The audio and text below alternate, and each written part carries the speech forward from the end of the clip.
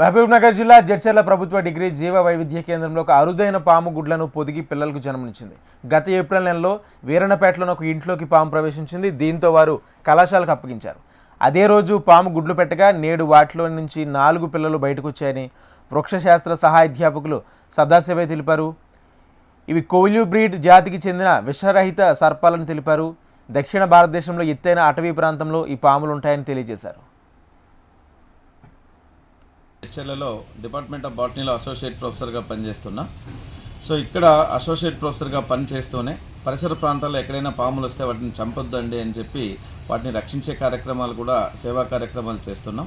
గత 7 సంవత్సరాలుగా ఇదే కళాశాలలో ఉంటూ చుట్టుపక్కల ప్రాంతాల్లో పాములు రక్షించడం పరిపాటిగా సాగుతూ ఉంది.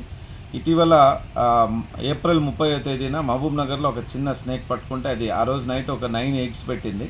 ఆ పాముని ర్యాప్డోపిస్ ప్లంబికలర్ అంటారు, దాన్ని గ్రీన్ కీల్ బ్యాక్ అని అంటారు ఇంగ్లీష్లో. ఇవి సాధారణంగా అటవీ ప్రాంతాల్లో ఉంటాయి, కానీ మన ప్రాంతాల్లో ఉండడం కూడా చాలా చాలా అరుదు.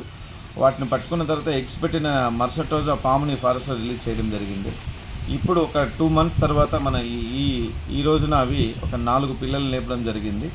సో ఎందుకు ఇదంతా చెప్తున్నాము అంటే, సాధారణంగా పాములు ఎగ్స్ని ఏ పుట్టల్లోనో లేకపోతే ఏ హోల్స్లోనో పెట్టేసి వెళ్ళిపోతాయి, అవి హ్యాచింగ్ చేయవు.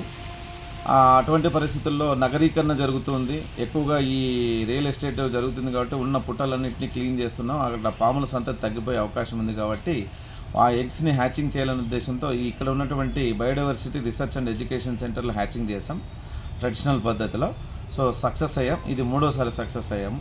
ప్రజలందరూ కూడా పాములు కనిపిస్తే భయాందోళనకు గురి కావద్దు, మాకు తెలియజేయండి. తప్పకుండా మేము మా టీం వచ్చి వాటిని రక్షించి అటవీ ప్రాంతంలో వదిలేస్తున్నాం. అందరూ కూడా జీవ వైవిధ్య పరిరక్షణలో పాలు పంచుకుంటారని తెలియజేస్తున్నాం.